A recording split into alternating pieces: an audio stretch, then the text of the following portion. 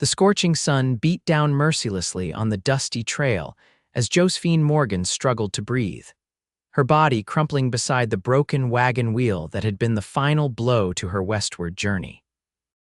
The year was 1875, and the promise of a new life in Colorado territory had withered like the parched vegetation surrounding her on this desolate stretch of prairie. Josephine's cracked lips parted as she tried to call for help, but her voice emerged as nothing more than a raspy whisper. 3 days without proper water had left her delirious, her skin burning with fever as she collapsed onto the hard, packed earth. The 2 horses that had pulled her wagon were gone stolen by the same bandits who had taken what little money and provisions she'd had left after her husband's death in St. Louis. In the distance, a cloud of dust rose from the trail. Through bleary eyes, Josephine could make out the silhouette of a rider approaching at a steady pace. She wanted to stand, to wave her arms, to do anything to catch the stranger's attention, but her limbs refused to cooperate. All she could do was watch as the figure grew larger against the vast blue sky and pray that whoever it was would notice her before it was too late. Caleb Bowman had been riding since dawn, eager to return to his ranch after delivering cattle to the railroad in Dodge City. At 32, he had spent more than half his life in the saddle, and the lonely expanses of the frontier felt more like home than any town ever had. His keen eyes spotted the abandoned wagon long before he reached it, and instinct made him rest his hand on the Colt revolver at his hip. Bandits were known to use such tactics to lure unsuspecting travelers. As he drew closer, he spotted the woman lying motionless beside the broken wheel. Her dusty blue dress was torn at the hem, and her chestnut hair had come loose from its pins to spill across the ground like a fan. For a moment, Caleb thought he might be too late. "Madam," he called out, remaining in the saddle as he circled wide around the wagon, looking for any sign of an ambush. When no response came, he dismounted cautiously, still scanning the horizon. He knelt beside the woman, noting the feverish flush of her cheeks and the way her chest rose and fell in shallow, rapid breaths. She was alive, but barely. He reached for the canteen at his side and gently lifted her head. "Here now," he said softly, "drink some water." Josephine felt the blessed coolness of water against her lips and drank greedily until the stranger pulled the canteen away. "Not too fast," he cautioned. "You'll make yourself sick." She opened her eyes fully then, taking in the man who had found her. His face was tanned and weathered beneath the brim of his worn Stetson, with a strong jaw covered in several days' worth of stubble. But it was his eyes that captivated her, clear blue like a mountain lake, kind yet watchful. "Thank you," she managed to whisper. "What happened here?" Caleb asked, offering her another careful sip of water. "Bandits," Josephine replied, her voice strengthening slightly. 3 days ago, they took everything: horses, food, money." Caleb nodded grimly. "You're lucky to be alive, madam. Those men don't usually leave witnesses." "They thought I was already dead," she said, attempting to sit up. "My husband died in St. Louis. I was heading to my cousin's place near Denver." Caleb studied the broken wagon and the barren landscape. The nearest town was Willow Creek, at least 20 miles away. He couldn't leave her here, but his horse couldn't carry them both all the way to town without rest. "My ranch is about 5 miles north of here," he said after a moment. "We can rest there, get you fed and proper care before heading to town." Josephine hesitated, well aware of the impropriety of going alone to a stranger's home, but she had little choice if she wanted to survive. "I don't even know your name," she said. "Caleb Bowman," he replied, touching the brim of his hat. "I run cattle on the North Fork." "Josephine Morgan," she responded. "I'm grateful for your help, Mr. Bowman." Caleb nodded and helped her to her feet, steadying her when she swayed. "Can you ride, Mrs. Morgan?" "I think so," she said, though her legs trembled beneath her. Caleb gathered what few possessions had been left behind by the bandits, a small trunk containing clothes and a few personal items, and secured them to his saddle. Then he lifted Josephine onto his horse before mounting behind her. "Lean back if you need to," he told her as he clicked his tongue to set the horse in motion. "It's not a long ride, but it'll feel that way in this heat." Josephine tried to maintain a proper distance, sitting stiffly at first, but as they rode, exhaustion overcame propriety. She found herself leaning against Caleb's solid chest, his arm securely around her waist to keep her from falling. The steady rhythm of the horse's gait and the surprising comfort of the cowboy's embrace lulled her into a state between wakefulness and sleep. Caleb felt the exact moment when Josephine fully relaxed against him. Something protective stirred in his chest, a feeling he hadn't experienced in a long time. He'd been alone on his ranch for years, with only occasional hands during busy seasons and his faithful dog for company. The weight of this woman against him reminded him of all he had been missing. As they crested a small rise, Caleb's modest ranch came into view, a sturdy log cabin with a barn and corral nestled in a small valley beside a creek lined with cottonwoods. It wasn't grand by any means, but it was his, built with his own hands after years of saving every penny from working other men's herds. "Mrs. Morgan," he said gently, "we're here."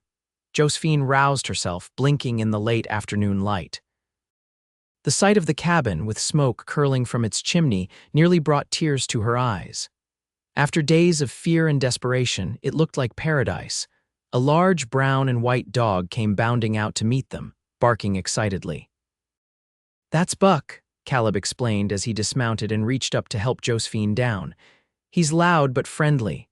Josephine's legs buckled when her feet touched the ground, and Caleb caught her effortlessly, sweeping her into his arms. "I can walk," she protested weakly. "No need to push yourself," he replied, carrying her toward the cabin. "You're light as a feather anyway." Inside, the cabin was simple but neat. A stone fireplace dominated one wall with a cooking area nearby. A table with 2 chairs stood in the center, and a curtain partially separated the sleeping area from the main room. Everything was utilitarian, but there were small touches: a colorful quilt on the bed, a shelf of books that spoke of a home rather than merely a place to sleep. Caleb set Josephine down on a chair and moved to stoke the fire. "I was cooking a stew before I left yesterday," he said. "It'll need warming, but it should still be good." Josephine watched him move around the cabin with easy efficiency. "You live here alone?" she asked. "Just me and Buck," he confirmed, hanging a pot over the fire, "and about 60 head of cattle on the range. It's a lovely place," she said sincerely. Caleb glanced at her, seemingly surprised by the compliment. "It's not much, but it's mine. I'll fetch some fresh water for you to wash up. There's a screen in the corner you can use for privacy." While Caleb went outside to draw water from the well, Josephine took the opportunity to look around more carefully. On a small table near the bed was a framed tintype of a younger Caleb standing beside an older couple, parents, perhaps. Next to it was another of him in an army uniform, a veteran then. It explained the watchful quality in his eyes. When he returned with the water, Josephine had managed to stand, though she held onto the back of the chair for support. "Thank you for your kindness, Mr. Bowman," she said. "I don't know what would have happened if you hadn't come along." "No need for thanks," he replied, setting down the bucket and pouring some of the water into a basin. Anyone would have done the same, but they both knew that wasn't true. The frontier was harsh, and many travelers passed by others in distress, too focused on their own survival to offer aid.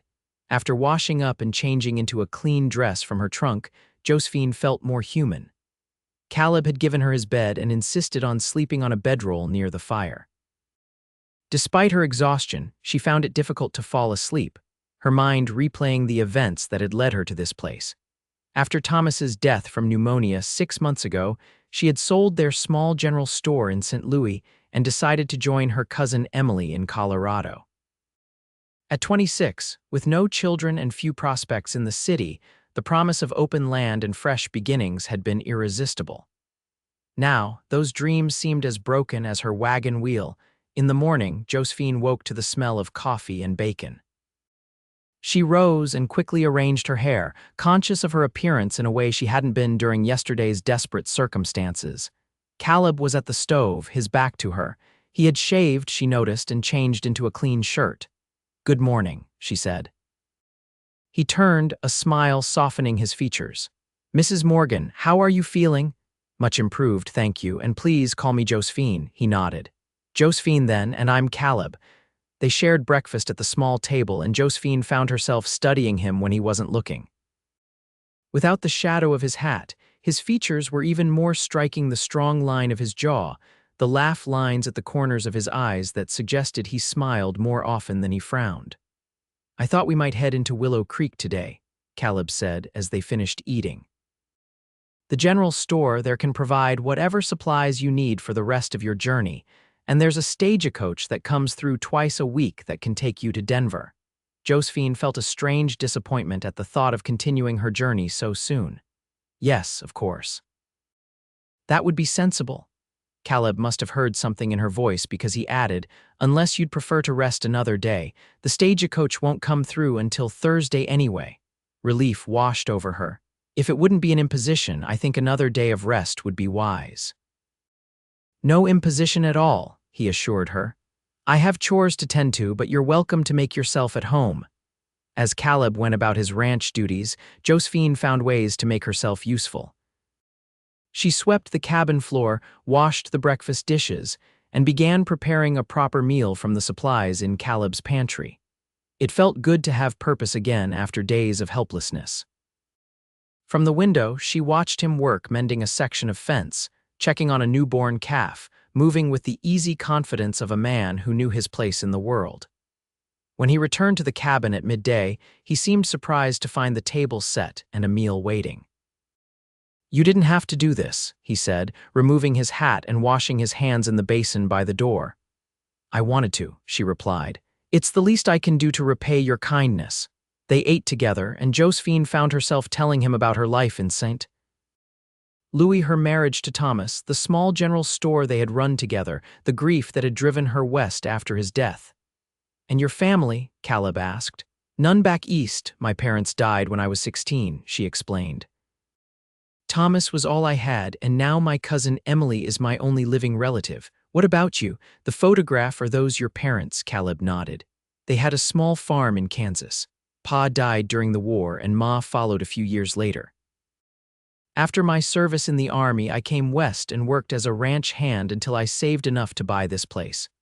"You fought in the war, Union cavalry," he confirmed. "Nothing heroic, mostly scouting and skirmishes." But the shadow that crossed his face told Josephine there was more to the story than he was willing to share. That evening, as twilight settled over the land, they sat on the small porch, watching the colors change in the sky. Buck lay at their feet, occasionally lifting his head when a distant coyote called. "It's beautiful here," Josephine said softly. "Peaceful? It can be," Caleb agreed, "though winters are harsh and there's always something that needs fixing or tending. Still, to build something of your own, to know that your work means something, that's a rare gift." Caleb studied her profile in the fading light. "You sound like you understand that better than most." "The store was like that for Thomas and me," she said. "Every inventory list, every satisfied customer, it was something we built together." She paused, then added, "I sold it too quickly after he died. I realize that now. I was running away from grief rather than facing it." "Sometimes distance is the only way to gain perspective," Caleb offered. "There's no shame in seeking a fresh start." Their conversation continued as stars appeared overhead, each sharing pieces of their past that shaped who they had become. By the time they retired for the night, Josephine felt a connection to this quiet cowboy that went beyond gratitude for his rescue. The next morning, Caleb suggested they ride out to check on a section of his herd grazing in a meadow a mile from the cabin. Josephine, feeling much stronger after rest and proper meals, readily agreed. He helped her mount a gentle mare named Daisy, and they set off at an easy pace, Buck trotting alongside them. The day was cooler than previous ones, with a breeze that carried the scent of sage and wildflowers. "Have you always wanted to raise cattle?" Josephine asked as they rode. "Not always," Caleb admitted. "As a boy, I thought I might be a blacksmith like my uncle, but after the war, I needed open spaces and sky above me, couldn't stand being confined." Josephine nodded, understanding. "And you never married, started a family?" Caleb was quiet for a moment before answering. "There was someone once, Sarah was her name, we had plans, but she took fever while I was away fighting. By the time I returned, she was buried 6 months. "I'm sorry," Josephine said softly. "Loss seems to follow us all out here." "It's the way of things," he replied, though without bitterness. "Life continues and we find new paths. They reached the meadow where 24 cattle grazed contentedly. Caleb dismounted to check on a cow that had recently calved, and Josephine watched as he moved among the animals with gentle confidence. "They trust you," she observed when he returned to her side. "Animals know when you mean them no harm," he said. "People could learn from that." On the ride back to the ranch, they took a different route that followed the creek. Beneath the shade of cottonwood trees, Caleb pointed out a small pool where the water deepened. "Best swimming hole in the county," he said with a smile, "though I suppose that's not saying much in these parts." Josephine laughed, and the sound seemed to please him. "Do you swim often?" she asked. "Every chance I get in summer," he replied. "Nothing better after a day's work." She could picture it easily, this strong, solitary man finding respite in the cool waters, and the image brought a flush to her cheeks that had nothing to do with the sun. Back at the cabin, they worked together to prepare the evening meal, moving around each other in the small space with growing familiarity. Josephine found herself watching Caleb's hands as he sliced bread, strong, capable hands with calluses that spoke of honest work. "Will you tell me about your cousin in Denver?" he asked as they ate. "What kind of life awaits you there?" "Emily married a banker," Josephine explained. "They have a fine house and 3 children. She's written that there are opportunities for me there, perhaps as a teacher or shopkeeper." She hesitated before adding, "Though I confess, I've begun to wonder if city life is truly what I want anymore." Caleb looked up at that, a question in his eyes that he didn't voice. After dinner, as had become their habit, they sat on the porch watching the day end. A comfortable silence stretched between them until Caleb finally spoke. "Tomorrow's Wednesday," he said. "We should ride into town if you're to catch Thursday's stagecoach." "Yes," Josephine agreed, though her heart wasn't in it. "I suppose we should." Neither mentioned the alternative that hung unspoken in the air between them. That night, sleep eluded Josephine. The thought of leaving the next day filled her with a sadness that surprised her. In just 2 days, Caleb Bowman had become important to her in a way she couldn't fully explain. His quiet strength, his kindness, the way he moved through the world with purpose, these things drew her to him. But what future could there be? She barely knew him, and he had offered her shelter out of decency, not because he sought companionship. Tomorrow she would thank him properly, and they would part ways, carrying memories but nothing more. Morning came too quickly. Josephine packed her few belongings while Caleb saddled the horses. Their conversation was sparse, focused on practical matters of the journey ahead. Willow Creek was a small but growing settlement, a main street lined with buildings including a general store, a saloon, a small hotel, and various businesses catering to the needs of ranchers and travelers. As they rode in, several people called greetings to Caleb, who responded with nods and brief words. They stopped first at the general store, where Josephine purchased supplies for her onward journey. The storekeeper, a rotund man named Mr. Jenkins, confirmed that the stagecoach would indeed arrive the following day. "Heading to Denver, are you, madam?" he asked as he wrapped her purchases. "Yes," Josephine replied, aware of Caleb standing silently beside her. "Fine city, they say," Jenkins continued. "Growing every day with the railroad and all. Not that we don't miss our bachelor ranchers when pretty ladies like yourself lure them away to civilization." He winked at Caleb, who shifted uncomfortably. "Mrs. Morgan was stranded when bandits took her wagon and horses," Caleb explained. "I merely offered assistance until she could continue her journey." Of course," Jenkins said, though his knowing smile remained. "Will you be staying at the hotel, madam?" Before Josephine could answer, a commotion outside drew their attention. The door burst open and a young boy rushed in. "Mr. Bowman," he exclaimed. "Pa sent me to find you. There's trouble at your place." Caleb was instantly alert. "What kind of trouble, Tommy?" "Riders, sir. Pa was checking fence lines near your property and saw 3 men at your cabin. Said they didn't look friendly, had guns drawn, and were searching the place." Josephine's hand flew to her mouth. "The bandits," she whispered. "The ones who attacked my wagon, they must have followed us." Caleb's expression hardened. "Jenkins, Mrs.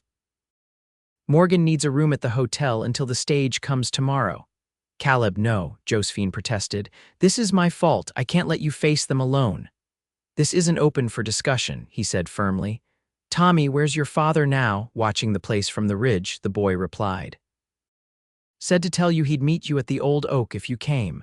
Caleb nodded and turned to Josephine. Stay here. I'll return when it's safe.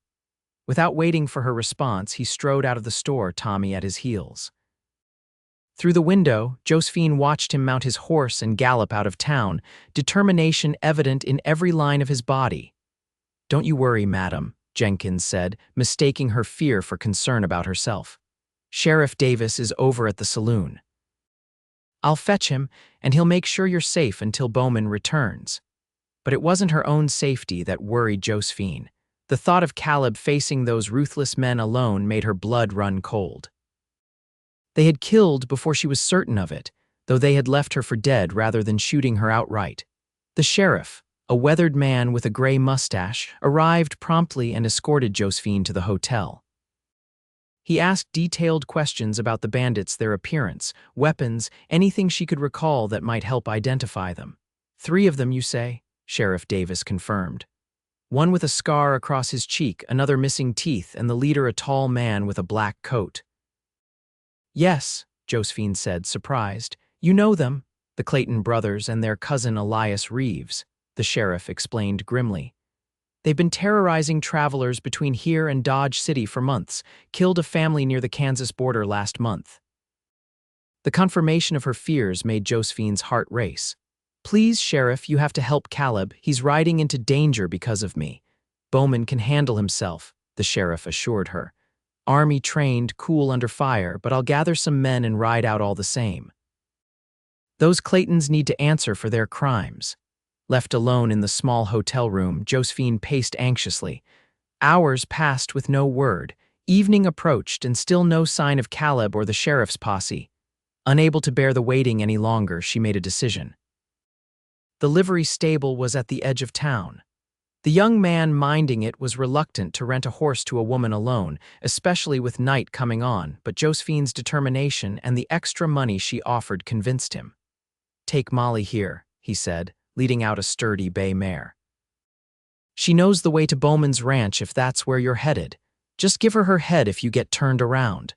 Josephine thanked him and mounted, grateful for the clear night and bright moon that would guide her way. She knew it was foolish, perhaps even dangerous, but she couldn't shake the feeling that Caleb needed her. The ride seemed longer than she remembered, each minute stretching as her mind conjured terrible scenarios. Finally, she crested the rise that overlooked Caleb's ranch. No lights showed in the cabin windows, and an unnatural stillness hung over the place. Approaching cautiously, Josephine dismounted at the edge of the clearing and tied Molly to a tree. She crept forward, using the shadows for cover, her heart pounding so loudly she was certain it would give her away. A low whine caught her attention. Buck emerged from beneath the porch, limping slightly, his tail wagging in recognition. Buck, she whispered, kneeling to check the dog for injuries. Where's Caleb? A sound from inside the cabin made her freeze. Through the window, she could see movement, a lantern being lit, casting a dim glow. 3 men were inside, ransacking the place. Of Caleb, there was no sign. Fear turned to dread in Josephine's stomach. Where was he? Had they already killed him? She needed to find help, but the town was too far and the sheriff might already be searching in the wrong place. Buck whined again and tugged at her skirt, pulling her away from the cabin toward the barn. Understanding Dawn the dog was trying to lead her somewhere. She followed silently, staying low inside the barn. In the shadows of an empty stall, she found Caleb. He was slumped against the wall, blood staining his shirt from a wound in his shoulder. His eyes were closed, his breathing shallow. Caleb, she gasped, rushing to kneel beside him, his eyes flickered open. Josephine, he murmured, disbelief coloring his voice. You shouldn't be here. Neither should you, she replied, tearing a strip from her petticoat to press against his wound. What happened? Ambush, he said through gritted teeth. They were waiting when I arrived, shot me before I could draw. I managed to get away, but he winced as she applied pressure to the wound. We need to get you to a doctor, Josephine said. Can't outride them, Caleb replied. Not with this shoulder. And they'll kill us both if they catch us on the road. Josephine's mind raced. The creek, she said suddenly. The swimming hole you showed me. Could we reach it without being seen? Caleb nodded slowly, understanding her plan. There's a path through the trees.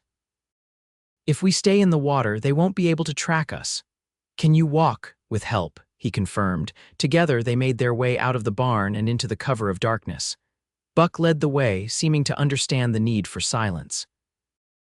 They moved painfully slowly, Caleb leaning heavily on Josephine, each step clearly causing him agony. Behind them, they heard shouts from the cabin as the bandits discovered the barn door open.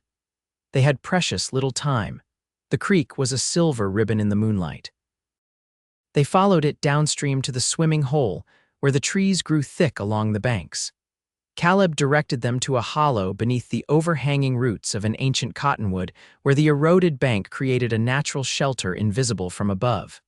"We'll wait here until dawn," he whispered. "If the sheriff hasn't found them by then, we'll make our way to the Jenkins farm. It's closer than town." Huddled together in the cramped space, Josephine checked Caleb's wound again. The bleeding had slowed, but he was pale and his skin felt clammy. "The bullet went through," he told her, sensing her concern. "Clean exit. I've had worse." "That's not as reassuring as you might think," she replied, managing a small smile despite her fear.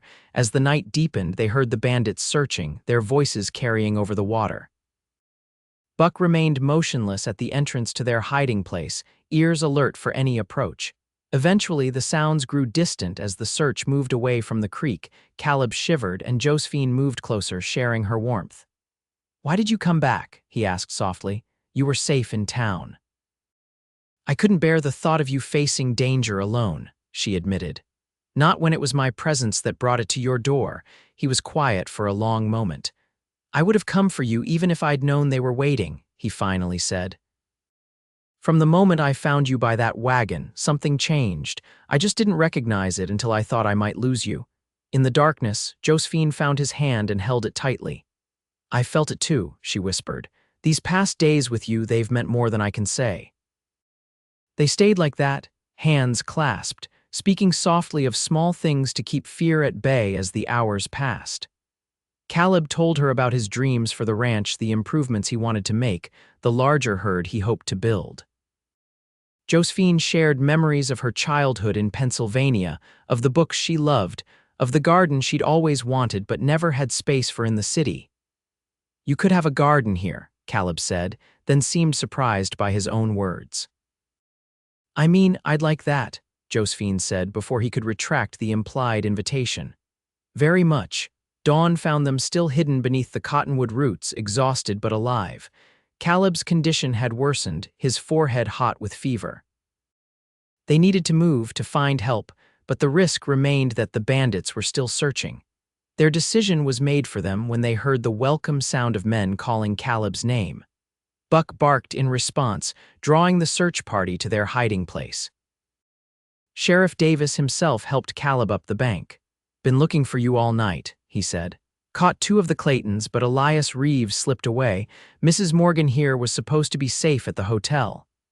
He gave Josephine a stern look that couldn't quite hide his admiration. "She saved my life," Caleb said simply. The next days passed in a blur of activity. Caleb was taken to the doctor in Willow Creek, where his wound was properly cleaned and bandaged. Josephine refused to leave his side, even when the stagecoach came and went without her. "Emily will understand," she told him when he mentioned her missed journey. "Family emergencies happen all the time." "Is that what this is?" Caleb asked, a hint of vulnerability in his usually confident demeanor. Josephine took his hand. "I think it could be," she said softly, "if you wanted." "I want," he assured her, "more than I've wanted anything in a long time." The remaining bandit, Elias Reeves, was captured 3 days later trying to cross into Kansas territory. The Clayton brothers and their cousin were sentenced to hang for their crimes, bringing justice to the families they had harmed and closure to Josephine's ordeal. As summer turned to autumn, Josephine wrote to her cousin explaining her change of plans. Emily's response was enthusiastic, promising to visit the following spring to meet the man who had captured her cousin's heart. Caleb's shoulder healed slowly, and Josephine discovered a talent for ranch management that complemented his skills perfectly. She started her garden in a sunny spot near the cabin, and together they made plans to expand the house when winter ended. On a crisp October day, with the cottonwoods along the creek turned golden and the air sharp with the promise of the coming winter, Caleb asked Josephine to be his wife. They were at the swimming hole, the place that had sheltered them on that dangerous night, now transformed into a spot of beauty and peace. "It won't be an easy life," he warned as they sat side by side on a fallen log. "Winters are hard, and there's never enough money for all we want to do with the place." "I don't need easy," Josephine replied. "I need purpose and partnership. I need you." They were married in Willow Creek's small church 2 weeks later, with the sheriff serving as witness and Buck wearing a ribbon around his neck for the occasion. The townspeople, who had followed their story with interest, filled the church and celebrated with them afterward. That winter was indeed harsh, with blizzards that confined them to the cabin for days at a time. But they found joy in their confinement, learning the rhythms of life together, planning for the future as snow piled against the windows and the fire crackled in the hearth. Spring brought new calves to the herd and the promised visit from Emily and her family. Josephine's cousin arrived with trunks of city finery, clearly expecting to find her relative suffering in primitive conditions. Instead, she found a woman transformed, confident, sun-browned, and radiantly happy. "I never would have pictured you here," Emily confessed as they walked among the wildflowers that carpeted the meadow near the house. "But seeing you with him, seeing what you've built together, it suits you, Joe." "Life takes unexpected turns," Josephine replied, watching as Caleb showed Emily's sons how to throw a lasso. "Sometimes you have to break down completely before you can find your true path." The years that followed brought both joys and sorrows, as all lives do.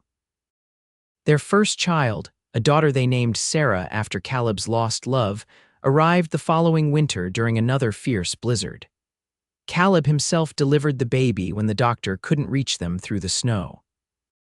2 sons followed in subsequent years, Thomas, named for Josephine's first husband, and William, after Caleb's father. The cabin expanded to accommodate their growing family, with rooms added and the garden enlarged to feed hungry children. There were hard times, drought years when the creek ran dry and grass withered, forcing them to sell cattle at low prices to prevent starvation. A lightning fire that nearly claimed the barn. The winter when 5-year-old Thomas fell through ice on the creek and Caleb risked his own life to save him. But there were countless good times, 2 harvest festivals in Willow Creek, where Josephine's preserves won ribbons.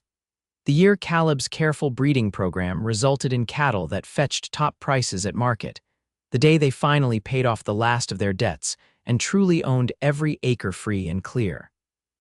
Through it all, they remained each other's cornerstone. The love that had begun beside a broken wagon grew deeper with shared struggles and triumphs. They watched their children grow tall and strong, inheriting Caleb's quiet strength and Josephine's quick mind. On their 20th anniversary, they returned to the swimming hole, now a favorite place for their children to play on hot summer days. Alone together, they sat on the same fallen log where Caleb had proposed, though it was more weathered now, moss covering its northern side. "Do you ever regret it?" Caleb asked, the silver that had begun to thread his dark hair catching the sunlight. "Not going to Denver, the life you might have had." Josephine leaned her head on his shoulder, her hand finding his as naturally as breathing. "Not for a single moment," she said. "Every choice I've made led me here to you. How could I regret that?" In the distance, they could hear their children calling for them. Soon, they would return to the house that had grown with their family, to the life they had built together from the most unlikely beginning. "20 years ago, I thought I was rescuing you," Caleb said, helping her to her feet. "I never realized you were actually saving me." "Perhaps we saved each other," Josephine replied, stretching up to kiss him softly, "and continue to do so every day." Hand in hand, they walked back toward home, following the path along the creek that had once been their sanctuary. The setting sun cast long shadows before them, but neither feared the coming darkness. They had weathered too many storms together to doubt that light would always return. At the crest of the hill, they paused to look down at their ranch, the sturdy house with smoke rising from the chimney, the barn and corrals where healthy cattle gathered, the fields of hay ripening in the summer heat. Children's laughter floated up to them on the evening breeze. "Not bad for a woman who collapsed by a broken wagon and a cowboy who happened to be riding by," Caleb said with a smile. Not bad at all, Josephine agreed, her heart full. Though I think it was more than chance that brought you along that trail that day. Providence, he suggested. Love, she corrected. Even before we knew it, love was already guiding us home. As twilight gathered around them, they descended the hill together, returning to the life that had begun with an act of kindness on a dusty frontier trail, a simple offering of water that had quenched a thirst far deeper than either could have imagined. Years later, when their grandchildren asked how they met, Josephine would tell the story of the broken wagon and the cowboy who saved her. Caleb would always smile and add, "But it was your grandmother who truly found the way forward." She taught me that sometimes the greatest journeys begin when our planned paths fall apart. And in the telling and retelling, their love story became part of the fabric of the land they had tamed together, as enduring as the mountains on the horizon, as life-giving as the creek that ran through their property, as real and solid as the home they had built from hope and hard work, and the unexpected blessing of finding each other when both were lost in different ways. In the wild expanse of the frontier, where so many sought fortune or escape or reinvention, Caleb and Josephine Bowman had discovered the rarest treasure of all, a love born of compassion, tested by adversity and strengthened by shared purpose. A love as vast as the prairie sky and as intimate as two hands clasped beneath a cottonwood tree. A love that had begun with the simple gift of water to a stranger in need.